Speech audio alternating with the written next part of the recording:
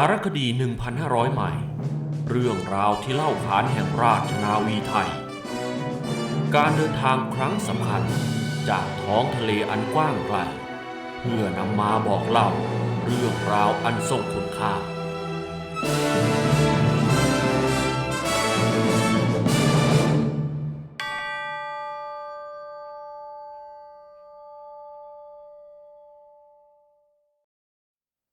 นี่คือน้ำทิพย์แท้ของอาภากรดุจตะวันจรส่องน้ำฟ้างามสดใส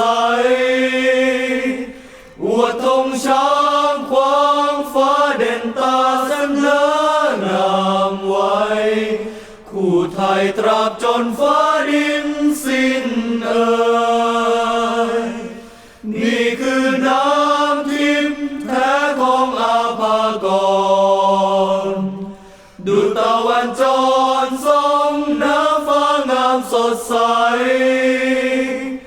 อวดธงช้างควางฟ้าเด่นตาเสนองามไว้คู่ไทยตราบจนฟ้าดินสิ้นเอ่ย เสด็จเตี่ย for nation and navy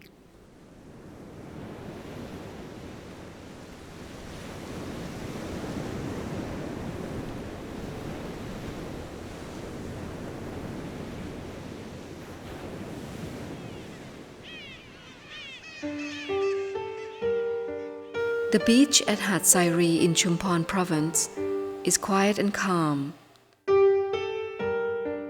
The shrine of Prince Abhakara here is full of people, as with numerous shrines and monuments across the country.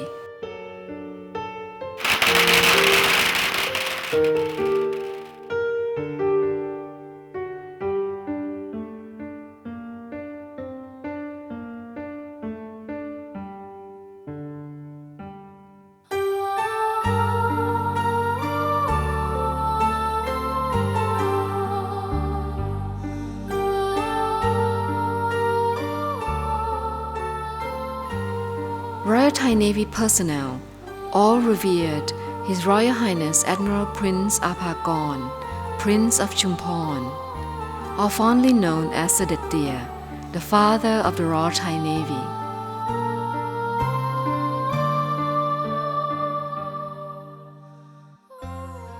ข้าศึกรึกเข้าระดมโจมตีนาวีนี้รบกับอยู่ใหญ่กี่ตันก็ต้องสู้กันฟาดฟันให้รู้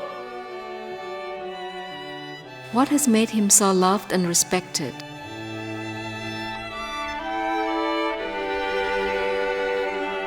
Several stories and legends abound. But the true story of his life tells of uncommon sacrifice and determination for country and navy that is exemplary for everyone.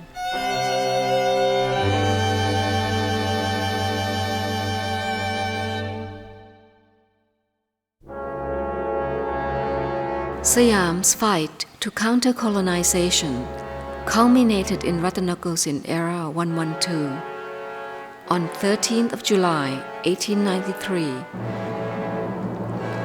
when two French gunboats forced their way up the Chao Phraya River against futile gunfires from forts and ships manned by Western foreigners. Results were territorial loss and heavy fines, bringing much sorrow to King Chulalongkorn.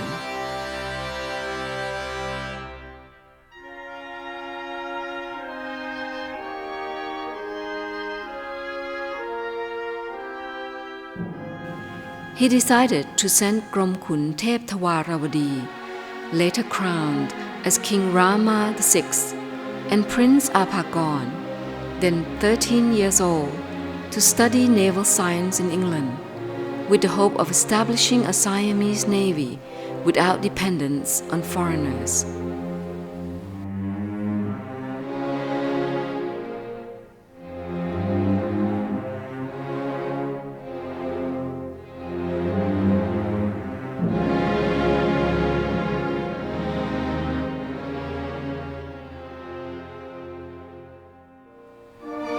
His Royal Highness Prince Abhakara was born on 19th of December 1880, on a Sunday of the third waning moon of the first month in the year of the Serpent. He was the son of King Rama V and Chao Jom Mandamode, daughter of Chao Praya Suryawong Vayawat, Won Bunnak, Minister of Defense, descendant of Somdet Chao Praya Mahapayunrawong Dit Bunnak, and Somdet Chao Praya Brom Maha Si Suryawong Chuang Bunnak, whose mother's ancestors were shipbuilders and men of the sea.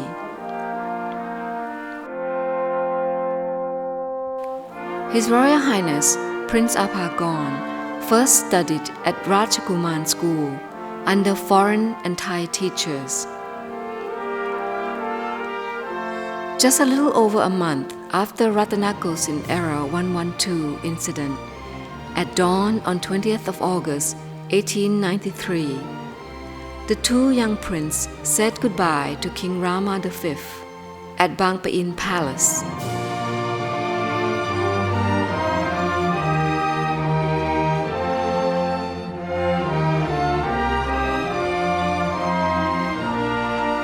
They then boarded the Makut Rajkuman from Bang Pa-in to Ratchawaradit Royal Pier, where King Rama V disembarked.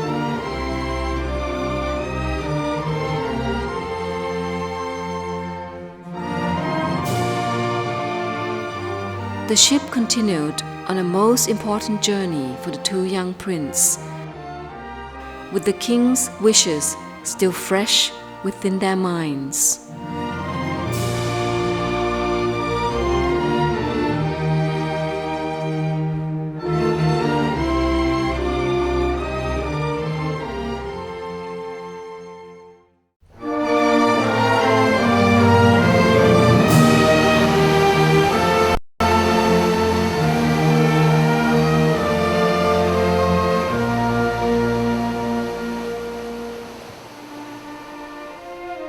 The Makut Rajkuman passed through the mouth of the Chao Phraya, heading for Singapore.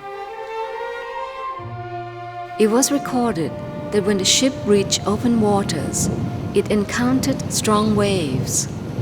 The two princes were seasick and slept.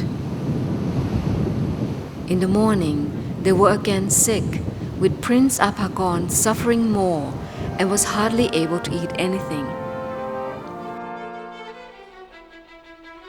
After 4 days, the ship reached Singapore. A little rest, and 4 days later, the prince left on a German ocean liner, the Oldenburg.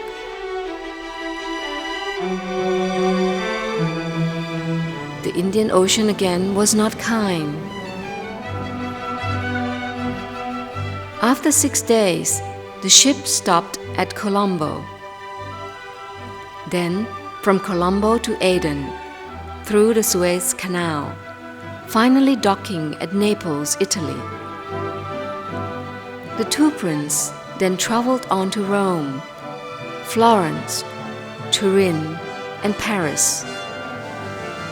A month was spent in Paris before they traveled on to London, England, arriving on the 1st of November 1893 with 2 months of travel and rest.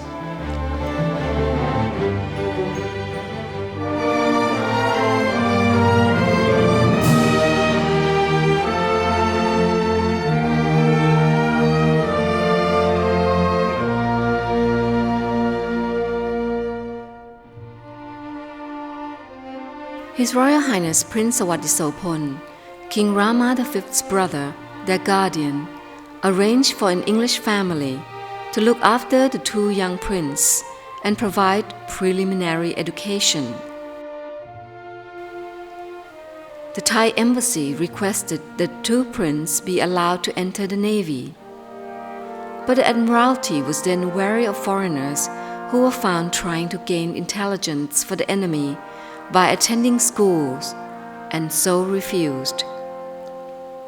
Meanwhile, Prince Sawadisopon and Mr. Verdney, advisor to the Thai embassy, still tried their best.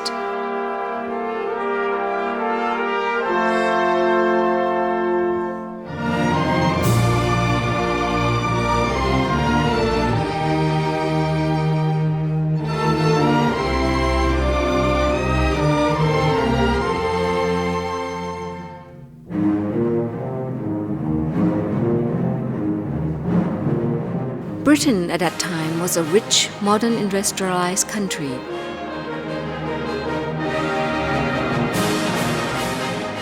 It was also a mighty sea power with the best naval colleges,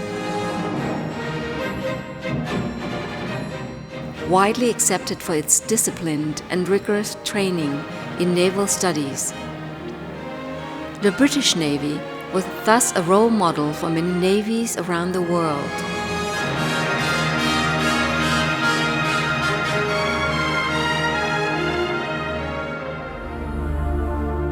During this time, พระยาวิสุทธสุริยศักดิ์ became their guardian.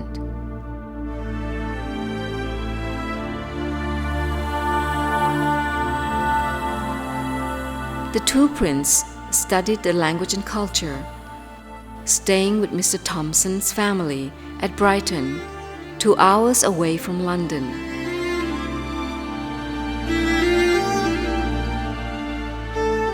Brighton was a popular beach resort town of the British.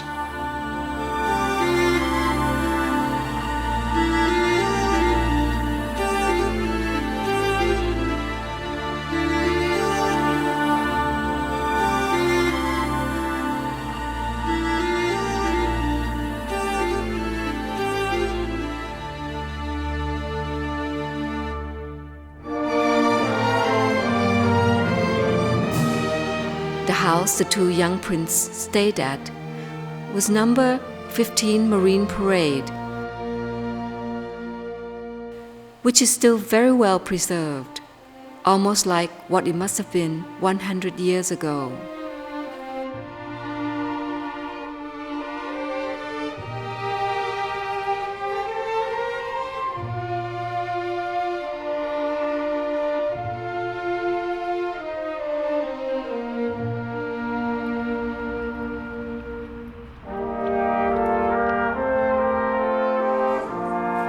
Research at the local library yield photos of the house that can be compared to the present day.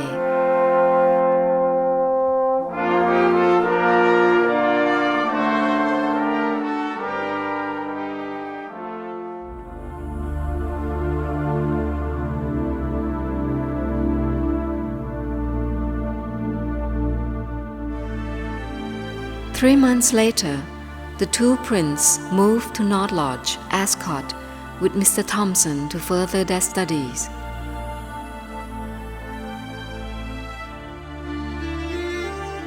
Ascot at that time was considered the countryside, with wide open spaces and forests.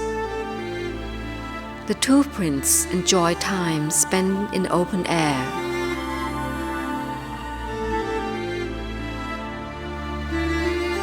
During this time, King Rama V wrote a letter to his son, the following excerpts.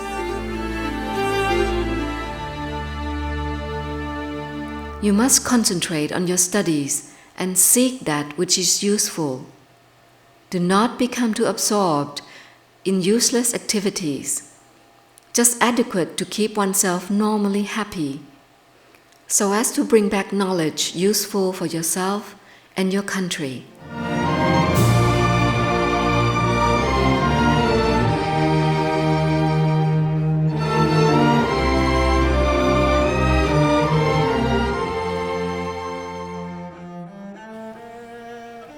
On the 4th of January, 1894, Crown Prince Maha Vichiranhit passed away, and His Royal Highness Gromkhun Thep Thawarawadi became Crown Prince.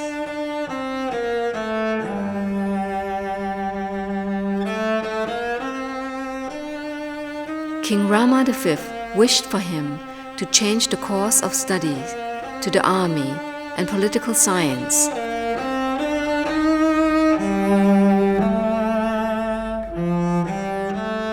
And so, Prince Abhakara was left to study naval science alone. 2 years of preliminary studies have passed. It is now time for His Royal Highness to start his naval studies.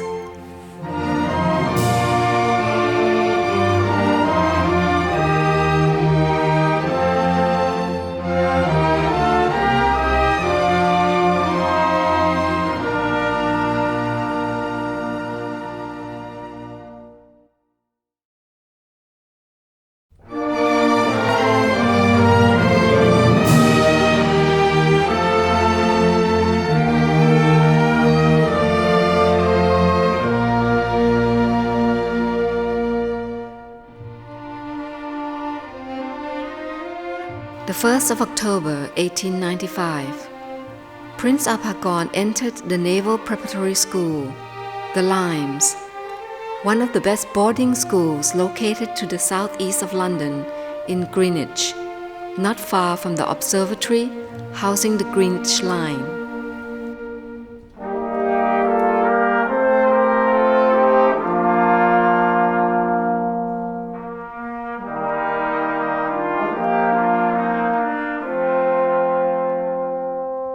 The principal, W.T. Littlejohn, called Old John by the students, was a very strict teacher with a temper to match.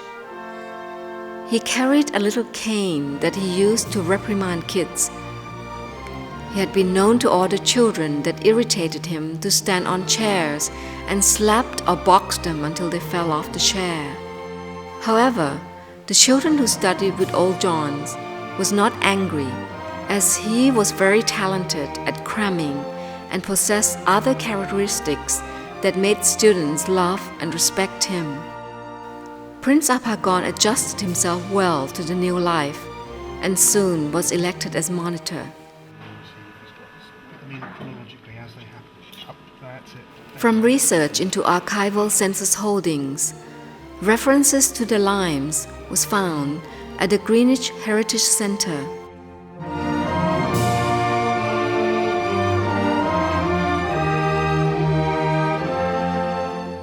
Miss Frances Ward, education officer, explained the census system and the preparatory school at that time. I think that was probably a cramming school, it was called, and it was a school that was specially for boys who were going on to naval or military colleges, and they would have knowledge crammed into them, pushed into them. So the regime would be very strict. They would have to work incredibly hard. There would be very little playtime. It would be work, work, work, sleep, work, work, sleep, work, until they had enough knowledge inside their heads that they would pass the exam, and then they would move on. The boys are generally 12, 13, 14. They would spend perhaps 2 years in a school like that. They might be taught English if English was not their first language, but they would have special emphasis on things like mathematics, on navigation, on geography. If they were going to be soldiers or sailors, they would need to know these things.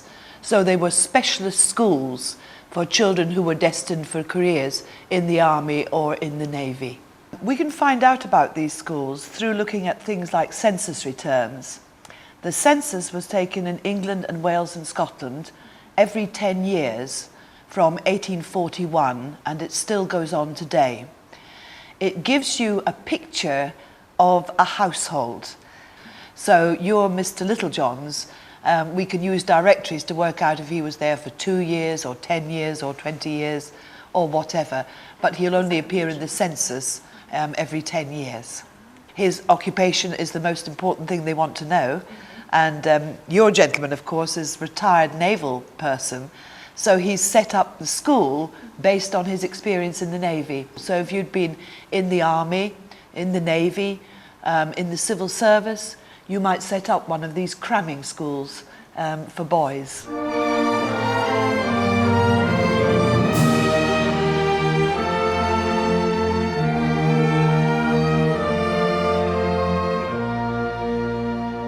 The Limes is located at 50 Crooms Hill and still retains some of the exteriors.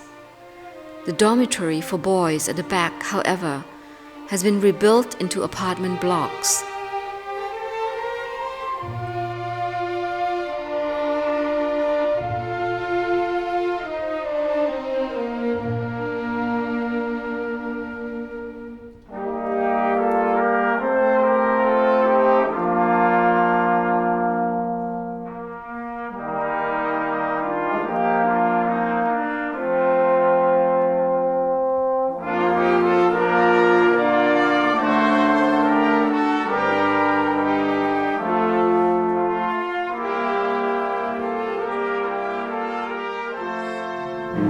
Finally, After several negotiations, the Admiralty sent a letter accepting Prince Abhakara into training in the Royal Navy under the condition that Prince Abhakara reaches 16 years of age and must first be a Siamese naval cadet.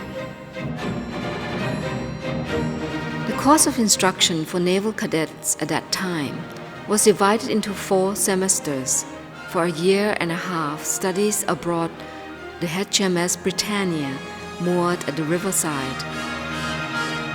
When the cadets passed the examination, they will then be sent for training aboard HM ships around the region as midshipmen.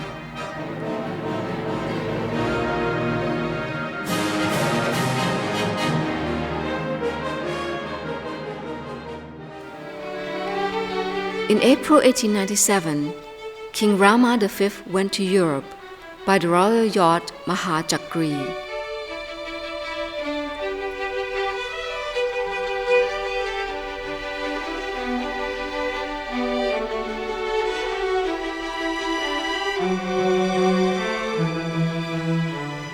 His Royal Highness Prince Abhakara took leave from the Limes to meet the king at Galle, Sri Lanka. He has now been appointed a Siamese naval cadet to comply with British requirements, and thus was the first Siamese naval cadet.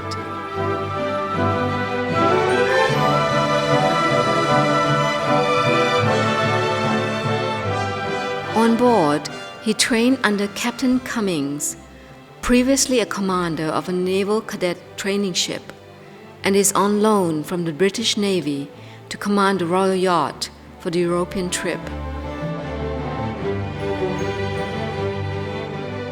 Prince Abhakara applied the knowledge he learned from navigation on the ship. Captain Cummings was very satisfied with Prince Abhakara's performance. He then rejoined classes at the Limes.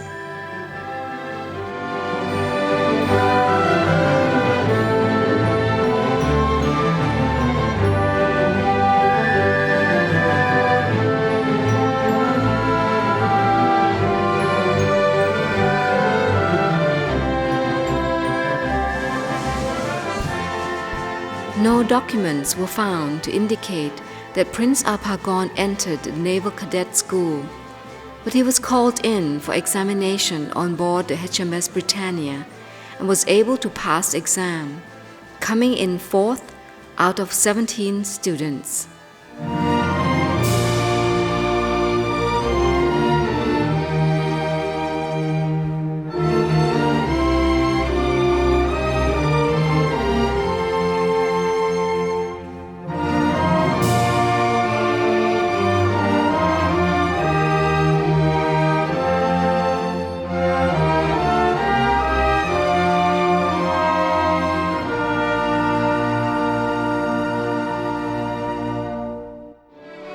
Prince Abhakara again met his royal father in England when the king stayed at Tableau Court, Maidenhead.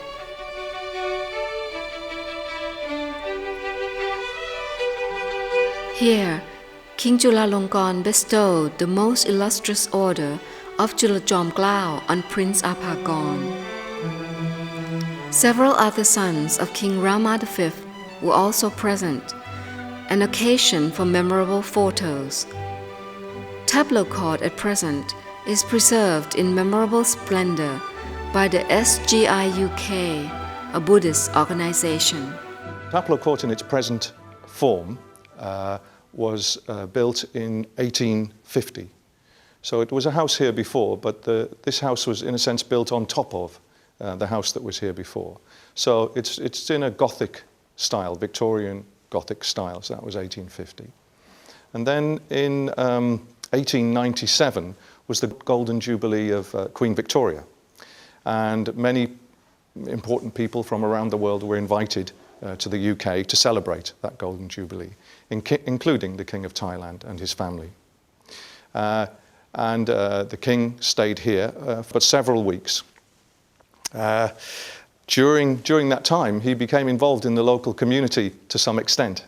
And in fact, in the school in Taplow village, they still have a silver cup presented by the King of Thailand for sports, so different games, running and so on. So that cup is still given every year to the best students for running and different other sorts of games. Well, this picture that we have a copy of, it was the king and his 13 sons, was taken at the front of the house, on the left-hand side of the house. It's a very well-known photograph.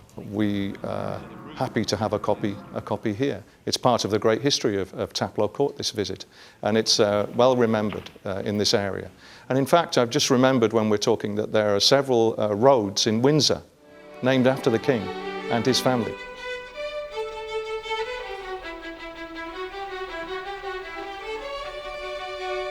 On the 18th of September 1897, the Admiralty accepted Prince Abhakara for training on board the HMS Revenge, then the flagship in the Mediterranean Fleet.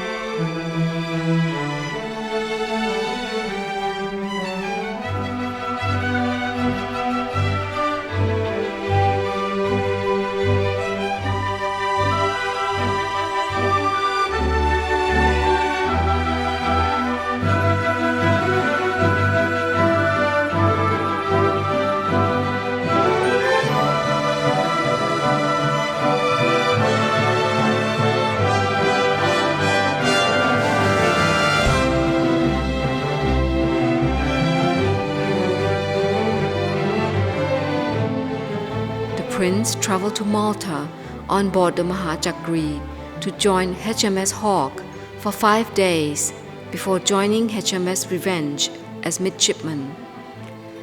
As recorded in journals of other midshipmen on board HMS Revenge in the Admiralty Library at Portsmouth.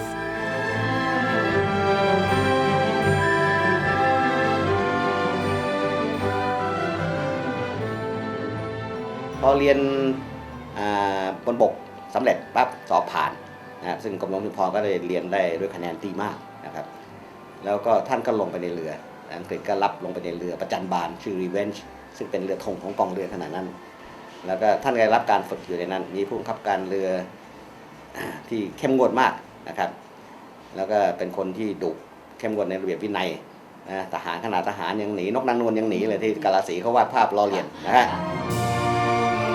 His Royal Highness now faced tough training at sea.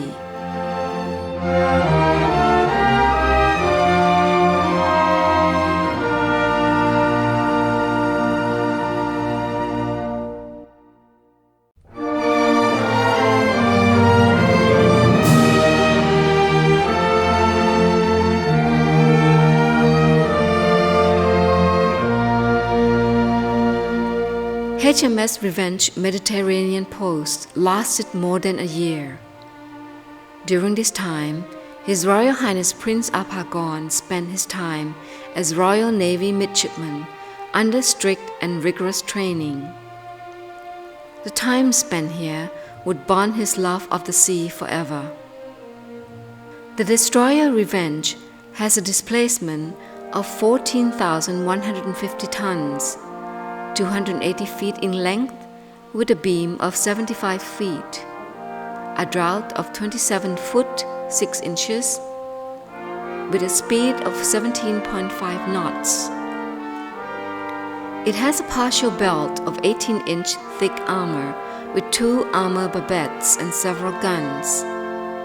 The commanding officer is Captain Reginald Charles Protero, a most respected and feared naval officer.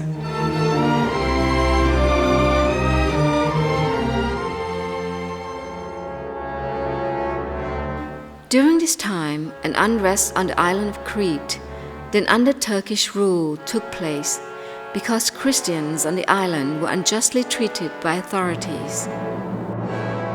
Britain, along with other nations, sent in a fleet, and HMS Revenge was ordered to be a flagship.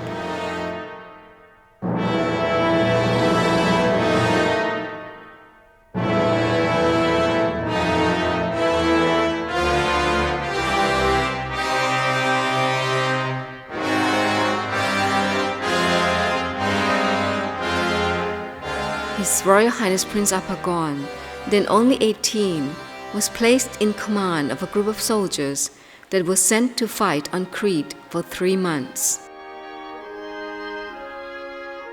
ถ้ามีนักเรียนทำการเนี่ยเขาจะให้นักเรียนทำการเนี่ยเป็นผบ.หมู่รบก็พอดีมีปัญหาจลาจลที่เกาะครีตอังกฤษก็ส่งเรือไปร่วมกับพันธมิตรยุโรปอีกรวม6 ประเทศก็กรมหลวงท่านก็ต้องขึ้นไปเป็นหมู่รบไปปรามข้างบนนะครับท่านก็ต้องนอนกลางดินกินกลางทรายนะครับบางช่วงอาหารไม่มีต้องจับหอยทากมาทอดกับหัวหอมเสวยนะครับแล้วก็เนื่องจากมีการรบมันก็มีการตายทหารก็ถูกยิงตายมีฝ่ายฆ่าศึกถูกยิงตายท่านก็ต้องนอนใกล้ๆศพนะครับแล้วศพที่ถ้าถูกยิงที่ท้องนี่ท่านบอกว่าเหม็นมากนะครับก็เนี่ยท่านได้ผ่านชีวิตมา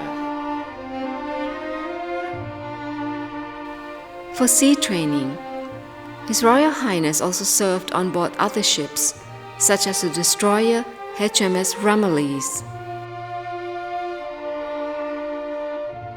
the sloop cruiser, as well as on board HMS Hawk, and then again back to HMS Revenge. The training concluded in March 1899, with the Prince spending a total of 1 year and 7 months at sea with the Royal Navy.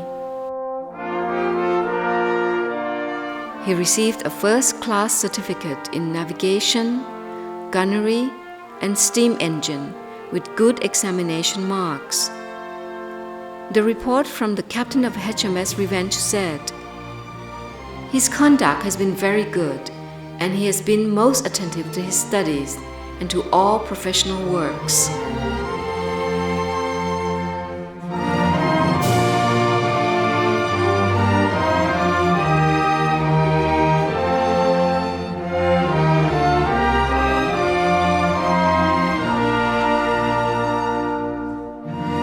After the training and successful examination, His Royal Highness Prince Abhakara was accepted into the Royal Naval College at Greenwich to study pilotage and navigation.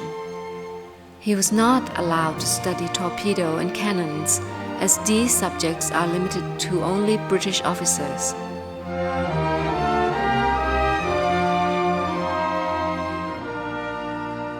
The Royal Naval College was at Greenwich, built where King Henry VIII had his palace. It was built there at about 1700, so it's over 300 years old, and it's the most magnificent building. But it was built to put old sailors into, wounded sailors to become pensioners, and it was a way of showing that the nation, a great maritime nation, was going to look after its sailors. Until about 1850, 1860 or so, I think, when the Navy moved in and turned it into a naval college, the Royal Naval College, Greenwich. And from that time on, it served to teach mainly our young officers of a whole lot of disciplines. But in those earliest of days, when Prince Abhakara was there from Siam, then that was a very important period of training young officers in the basic training, like navigation, the pilotage, and so on. The professionalism of the Navy comes from the training. That training has always been very good, and I have no doubt that Prince Abhakara of Siam was getting a wonderful training in those days, and actually able to take that to sea, going on training as a midshipman at sea with our Navy before returning to Siam to found your Navy. Life at sea is different, so you can do theoretical training in a classroom, and the Prince would have done that. He'd have learned how to take fixes and what compasses were about and knots and things like that. But you can only learn at sea, and you need to be out there in the elements. So being at sea and continuing the training, I did the same, I think probably a year at sea as he did. That's the standard time, and work very hard and do all the things that sailors can do so that you know when you're commanding sailors what to do. That's what he would have been doing. I'm sure the Prince was treated in exactly the same way as any other young officer, and he'd have been made to do all sorts of things that would be surprising in this age. I mean, I remember as a midshipman cooking scrambled eggs, and it was 4,000 eggs or something we had to break one morning at about 4 o'clock in the morning. Now, it might not have been so many on board the battleship in which he was, but he'd probably have tried his hands at most things that happened on board as a midshipman.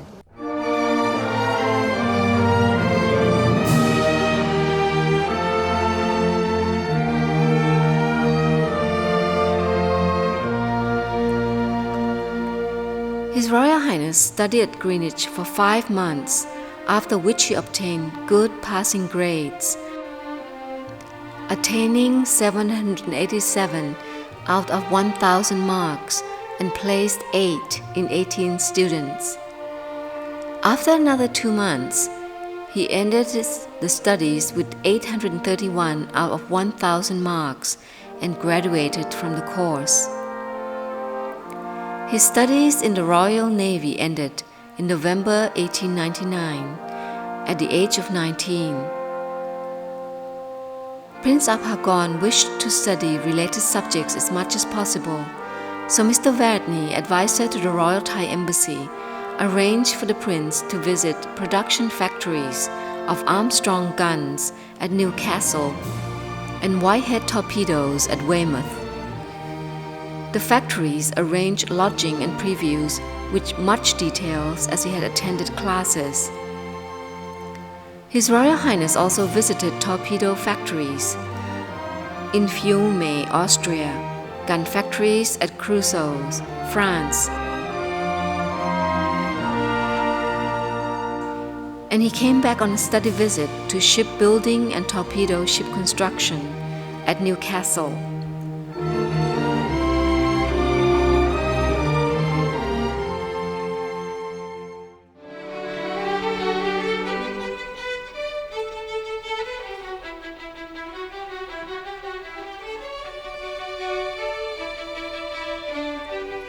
On the 19th April 1900, Prince Abhakara left Britain to travel to Siam, with a stop in Germany to visit gun factories, and then boarded another ship in Singapore. He arrived at the mouth of the Chao Phraya on the 11th of June 1900 and traveled by train to Lumpur station. King Chulalongkorn came to meet his son at the train station, and father and son were reunited in royal car.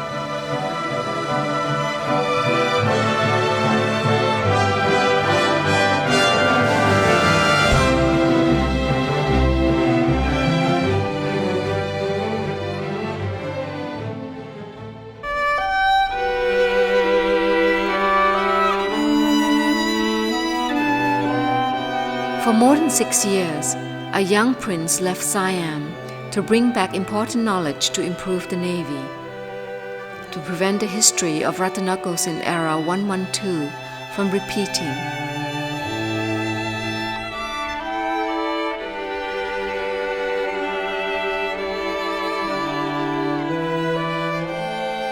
His Royal Highness sacrificed a life of comfort to travel to a cold and distant land, face untold hardships and endless training to obtain hitherto unknown skills from the greatest sea power in the world.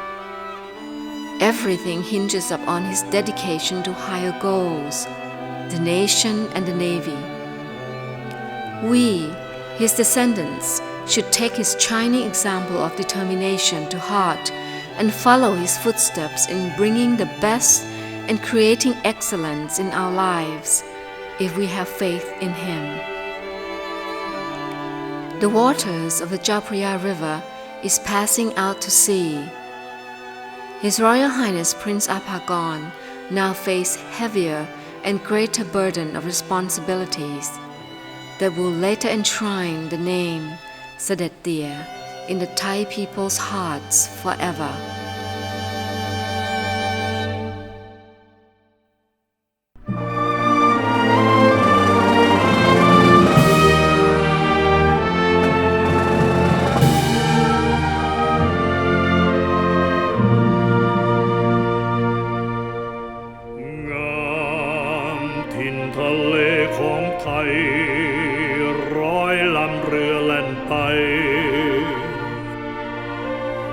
ใจผูกพันใจร้อยใจรักห่วงท้องทะเลสุดทั่วเรือไทยฉันไหนให้ใครดูหมิ่นแผ่นดินไม่ไร้ลูกไทยเจ็บสวง